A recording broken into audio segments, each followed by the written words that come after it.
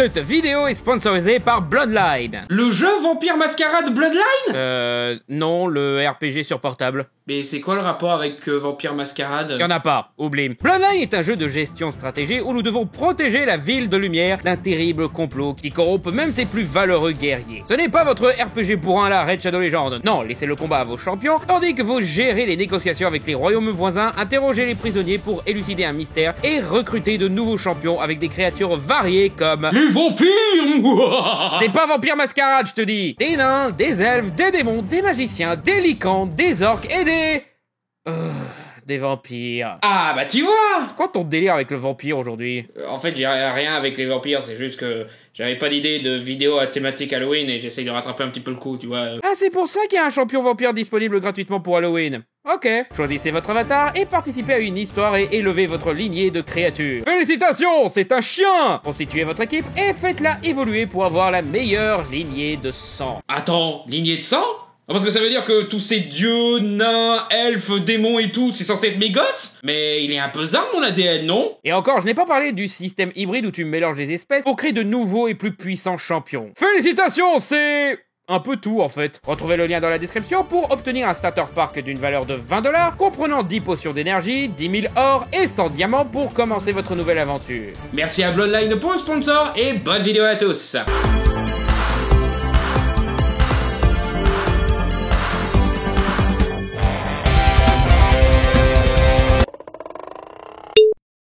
Très bientôt sort Black Panther Wakanda Forever, probablement le film Marvel le plus attendu depuis Spider-Man No Way Home. Après le succès ultra populaire du premier Black Panther, les fans ont hâte de retrouver le Wakanda et de le voir relever la pire des épreuves. Ce n'est pas tant pour continuer le MCU, l'introduction de Namor et Ironheart, ou quoi qui attire les gens, mais juste l'affection qu'ils ont pour ces personnages et artistes ayant bossé sur le premier Black Panther. Et moi je suis le connard qui est là pour rappeler que ce film est malgré lui l'instrument de la trahison de tout ce en quoi les fans de Black Panther et les personnages de cette licence croient. Et ne croyez pas que j'en tire le moindre plaisir parce que moi aussi j'ai envie de voir ce film et j'espère qu'il sera très bien. À titre personnel, je suis dans le même cas que vous. J'ai beaucoup aimé le premier Black Panther, c'était pourtant pas un personnage que j'ai suivi dans les comics, mais la forte impression qu'a fait le personnage dans Captain America Civil War m'a direct accroché. Sans parler de l'excellent travail de Ryan Coogler, qui avait déjà fait un super boulot dans Creed, mais a surpassé toutes les attentes sur le premier Black Panther. Et j'ai hâte de voir dans quelle direction il va. Donc croyez bien que ça me fait chier de vous dire que donner de l'argent à ce film, ça risque d'être à la participation de quelque chose de particulièrement sale. Et pour le comprendre, nous devons parler de tous les déboires qu'a vécu ce film.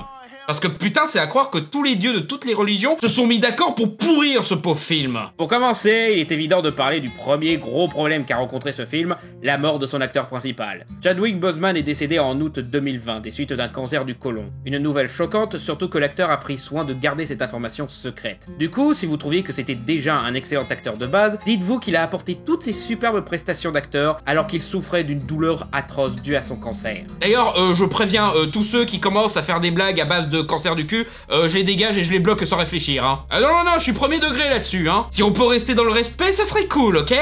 Merci. Du coup, vous en doutez, ça a beaucoup chamboulé l'écriture de cette suite. Coogler et son équipe ont refusé de remplacer l'acteur et ont préféré canoniser dans ce nouveau film la mort de T'Challa et faire une histoire de deuil et d'héritage pour rendre hommage à l'acteur. Qui est un peu chiant parce que ça veut dire que T'Challa il est mort canoniquement 3 fois, sans compter les épisodes What If. Il se serait bien entendu avec Loki.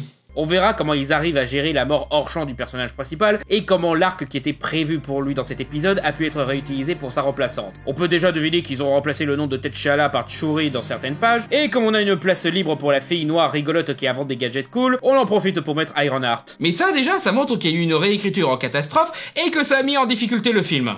Et ce n'est que le début. Avant que Chadwick Boseman nous ait quittés, la pré-production était déjà en pause à cause de certaines crises sanitaires mondiales. Je sais pas si vous en avez entendu parler. Hein. Bien sûr, Black Panther Wakanda Forever n'est pas le seul film impacté par l'épidémie de Covid qui a paralysé toute l'industrie de la fiction, et encore moins du côté de Marvel. Mais ça reste une charge supplémentaire sur un chameau déjà au bord de l'écroulement. En particulier quand l'actrice principale, Letitia Wright, celle qui joue Shuri, personnage tellement populaire qu'elle était le choix numéro 1 des fans pour remplacer T'Challa dans le rôle de Black Panther, se révéla être une anti-vax.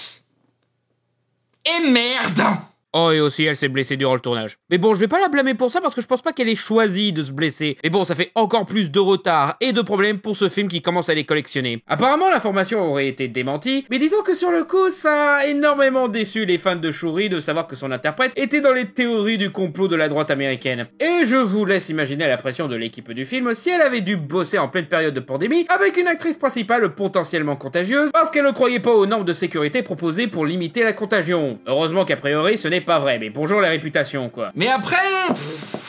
Certains disent ça soit pour se moquer, soit pour enjoliver le film, mais il est vrai que le fait que le film se concentre principalement sur un casting majoritairement noir, avec un message politique anticolonialiste sur le rapport au reste du monde et le racisme, a parlé à une grande majorité de la communauté noire, particulièrement américaine. Ce film est une des nombreuses preuves de la nécessité de la représentation, mais aussi que Disney peut capitaliser là-dessus salement. Disney, qui se donne l'apparence d'une société progressiste, mais qui en secret, quand personne ne regarde, continue à faire ce que ses propres films critiquent. Notamment en continuant à bosser avec des gens qui ont une politique contraire. Ce qui peut amener des gens à penser que les accusations contre White sont réelles, mais que Disney a étouffé l'affaire. Oh tiens, une partie de l'équipe ont chopé le Covid, mais comment ça se fait? Et encore du retard pour ce tournage. Mais bon, heureusement qu'il n'y a pas d'autres acteurs ou actrices anti-vax chez... Et merde! Pas toi, Kate! Ouais, puis merde, j'ai hâte que les Skrulls qui descendent déjà ce film en flèche juste parce qu'ils participent au grand remplacement des héros hommes par des héros femmes,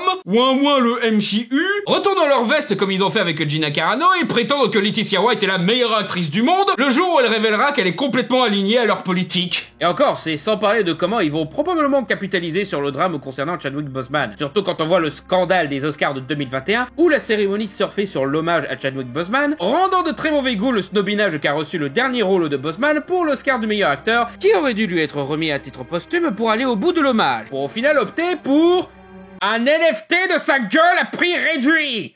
Quand est-ce que les Oscars meurent? Ouais, on veut bien rendre hommage à cet acteur tragiquement mort, et on n'a pas envie de le faire rentrer dans l'histoire du cinéma en lui donnant un Oscar à titre posthume comme on avait fait avec Heath Ledger. Par contre, on veut bien que vous nous donniez de l'argent gratuitement pour lui rendre hommage.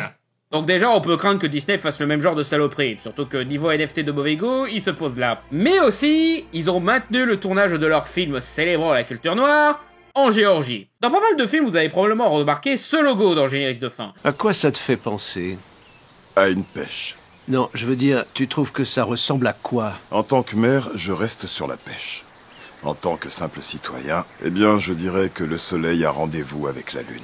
C'est le logo de l'état de Géorgie, aux États-Unis. Vous le voyez souvent car Hollywood a fait beaucoup de tournages dans cet état, principalement pour des raisons de subventions avantageuses. Seulement, il y a un problème. La Géorgie est un des États américains les plus racistes et sexistes. Ils ont des lois extrêmement sévères contre l'avortement, mais aussi des lois handicapant le droit des votes noirs et autres minorités, via des procédés vicieux comme limiter les points de vote dans leur quartier, plus de restrictions sur le vote par correspondance, et même interdire la distribution de vivres dans les longues files d'attente qui en résultent. Du coup, quand le scandale a éclaté, tout Hollywood a boycotté l'état de Géorgie, annulant donc leur tournage là-bas. Le seul studio hollywoodien qui a maintenu tous ces tournages et Disney. Ils ont fait des déclarations en mode « c'est pas bien la Géorgie », mais ils restent quand même tournés parce que pognon. Donc ouais, ça enlève beaucoup de la bonne volonté du film qui se vend sur la glorification de la communauté noire, de faire la promotion d'un état qui chie à la gueule des droits des noirs. Aussi, ça prouve définitivement que tous ceux qui se plaignent que Disney woke sont soit débiles, soit des menteurs, soit des gens qui sont juste pas au courant de ces petits détails qui changent complètement la donne. Ceux-là, je leur conseillerais d'arrêter de regarder aveuglément les vidéos des deux autres catégories. Parce que si Disney était réellement woke, ils se seraient tirés, mais non!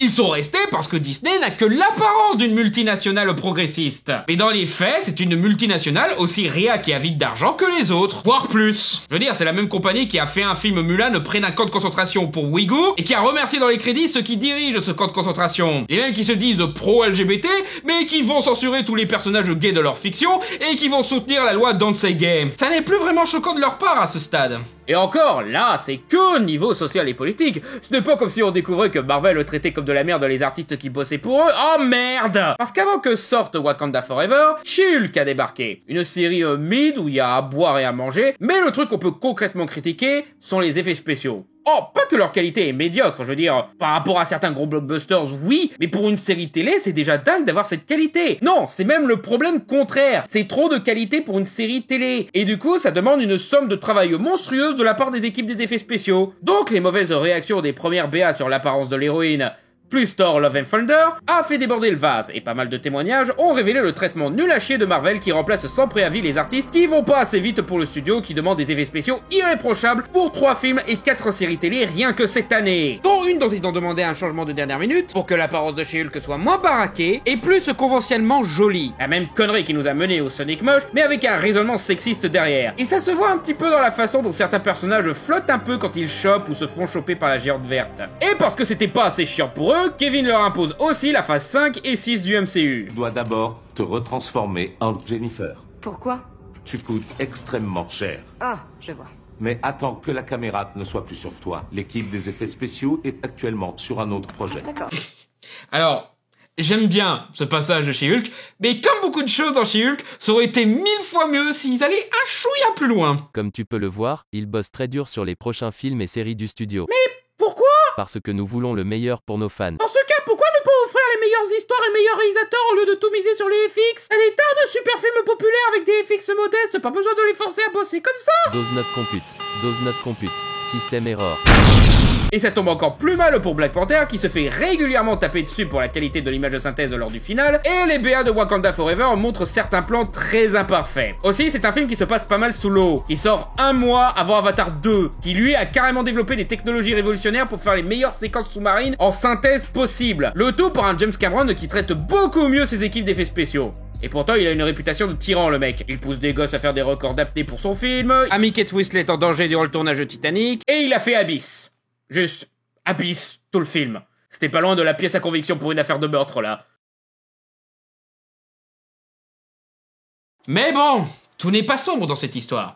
Car après tout ce qui compte, c'est qu'au final, le film soit bon, n'est-ce pas? Et les premières BA montraient que malgré tout, les fans sont toujours enthousiastes, et que Marvel est conscient de leur ressenti, mettant une ambiance mélancolique, mais qui laisse petit à petit place à un espoir, avec une reprise de Bob Marley, No Woman No Cry, qui répète très régulièrement la phrase « Tout va bien se passer ».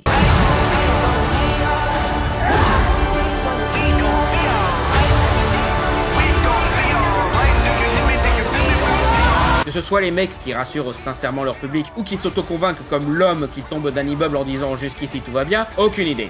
Mais cette touche a fait son effet et le public est prêt à voir le film qui promet de tout faire pour être à la hauteur de nos attentes. Ah non, merde, j'ai failli oublier! Disney a failli priver la France de la diffusion de ce film! Ouais, Disney qui essaye de poutrer la chronologie des médias, cette loi française qui oblige Disney et les studios en général à mettre leurs films sur la plateforme que 17 mois après la sortie en salle, a utilisé Wakanda Forever comme otage pour forcer le CNC à dégager cette loi. Et au final, ils ont accepté d'altérer leur loi pour se conformer aux exigences de Disney, principalement parce qu'ils voulaient pas que les salles de cinéma françaises perdent une énorme source de profit. Encore une fois. Aussi à cause de Disney. Donc maintenant, ce film sur un pays ayant une certaine ressource précieuse, qui se fait attaquer et forcer à donner cette ressource par le reste du monde, sert à forcer un pays de donner sa ressource précieuse à une multinationale avide d'argent. Et là vous allez me dire, Michael J, t'avais pas dit dans une autre vidéo que la chronologie des médias c'était débile? Ouais, j'avais tort. Ça arrive, oui, quelquefois c'est nécessaire de changer d'avis et de se rendre compte quand on fait des erreurs. Certains devraient essayer un jour. Bon, pas complètement tort non plus, hein, la chronologie des médias a quelques failles qui encouragent plus le public au téléchargement illégal. Et c'est assez chiant de voir cet argent partir dans des téléfilms diffusés en salle, c'est pas moi qui le dis, c'est Olivier Aubry, président du festival de Deauville, alors qu'il pourrait servir plus pour des productions plus intéressantes que Christian Clavier et de droite 6 Résurrection, ou Gérard Depardieu carbonise le nez de tout le monde 7 Les Faillots de l'infini. Mais certains m'ont expliqué dans les commentaires de ma vidéo sur Disney+, que la chronologie des médias était un petit peu une bouteille d'oxygène pour l'industrie française et les salles de cinéma. Et ce, avec des arguments qui se valent, comme l'argent réutilisé pour d'autres projets locaux, assurer la fréquentation des salles, la survie du format physique, l'existence de films originaux hors franchise. Donc ouais, je me suis trompé là-dessus et je vous remercie pour vos retours constructifs. Ceux qui l'ont fait de façon insultante, eux, ils peuvent aller se faire foutre. Je pense toujours qu'il faut la remanier un petit peu pour qu'elle soit adaptée aux nouvelles technologies et qu'il ne faut pas hésiter à la remettre en question car à force, elle pourrait vite devenir obsolète et empêcherait le cinéma français d'évoluer et de s'améliorer.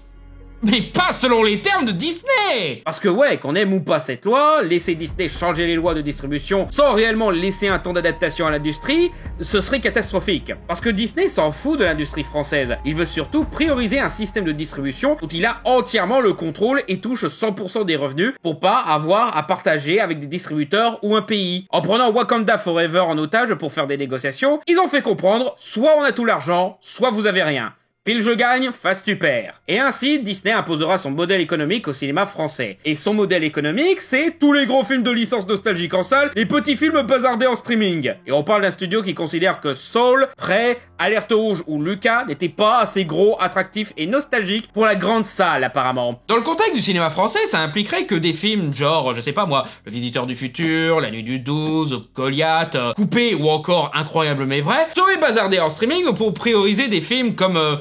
Du Cobu Président, Qu'est-ce qu'on a tous fait au bon Dieu, voire Arthur la Malédiction parce qu'ils font partie de franchises déjà établies et qui ont ramené des gros sous, reposant sur la nostalgie des spectateurs, ou du moins leur connaissance d'une marque ou d'une propriété intellectuelle, le tout sans prise de risque. Et puis mettre déjà le cinéma français dans la merde en mettant des films que les salles de cinéma espéraient pour pouvoir rentrer dans leurs frais, directement sur Disney+, comme ils l'ont fait avec Mulan ou leur traditionnel film d'animation de fin d'année. Franchement, ils ont pas besoin de foutre encore plus de merde. Non et puis c'est la même technique de chantage qu'ils ont fait pour acquérir la Fox et les droits de Spider-Man. Utiliser la passion, voire dépendance, des fanboys pour ses propriétés intellectuelles pour les forcer à se battre pour eux. Hey gamin, tu veux que les X-Men et les Cas Fantastiques reviennent dans les comics et jeux Marvel? Eh bien va taper la Fox pour qu'on puisse l'acheter. Hey gamin, tu veux que Spider-Man reste auprès des Avengers? Eh bien va taper Sony pour qu'on puisse le forcer à accepter un marché qui nous donne plus de revenus à nous qu'à eux, à travers ces films alors que c'est eux qui ont les droits et ont fait de Spider-Man un grand nom du cinéma. Hey gamin, tu veux voir Black Panther 2?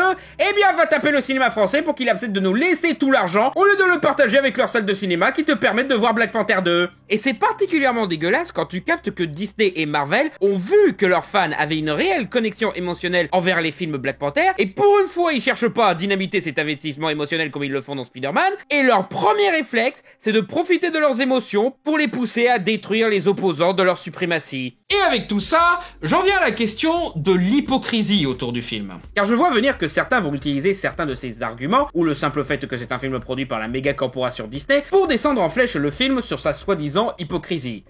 Et je trouve ça dommage. Et ce n'est même pas un débat, là, séparer l'homme de l'artiste. Non, là, c'est séparer le producteur du produit qu'il finance. Ce sont les ayants droit qui font n'importe quoi avec leurs films. Les artistes, eux, sont probablement sincères dans leur envie de faire un film anticolonialiste et prônant la diversité. Même de façon timide et naïve. C'est juste qu'ils ont pour patron des idiots qui ne prennent même pas la peine de comprendre les œuvres qu'ils financent et veulent juste en tirer profit. Le cas de Matrix Résurrection a prouvé que les films peuvent littéralement dire fuck Warner, ça ne va pas empêcher Warner de le vendre. Certains vont sûrement être genre, ce film devrait pas nous faire la morale sociale alors qu'il participe au système qu'il dénonce. Mais je pense sincèrement que c'est prendre le problème à l'envers. On devrait surtout critiquer les producteurs et distributeurs qui tirent profit d'un film qui dénonce leur système. C'est à Disney d'arrêter de forcer d'autres pays de se conformer à sa soif d'argent, de protéger des personnalités problématiques, de soutenir un état raciste ou de tirer profit de la mort de quelqu'un. Surtout quand ils se la pètent, de faire l'exact inverse. Ryan Coogler et son équipe n'ont pas choisi de tirer profit de tout ce bordel ou de forcer la France à se conformer aux désirs de leur patron. Ils font juste un film pour le compte d'une major sur un sujet qui les passionne et toucher leur salaire. Certains peuvent débattre sur le fait qu'ils peuvent juste ne pas se laisser faire par Disney et Marvel